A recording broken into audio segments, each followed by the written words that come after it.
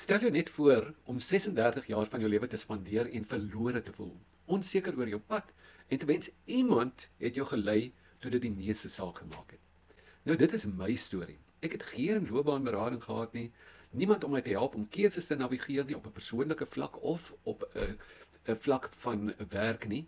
En dit het my letterlik dekades van onduidelik en ongeluk gekos, wat uiteindelik tot 'n groot innerlike stryd gelei het wat my geestesgesondheid op die einde van die dag beïnvloed en afgetakel het. Nou dit is een van die redes hoekom ek so passievol daaroor is om jong mense te lei, nie net in hulle geestelike welstand nie, maar ook in hulle loopbaankeuses. Dit is 'n time saver. Mense het net 'n sekere hoeveelheid tyd en dit is so maklik om te mors.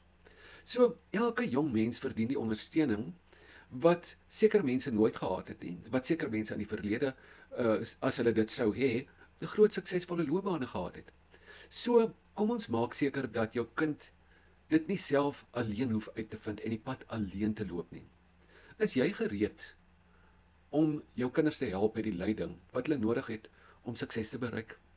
Nou kom ons begin vandag en maak 2025 'n jaar om meer te tel as enige jaar van tevore.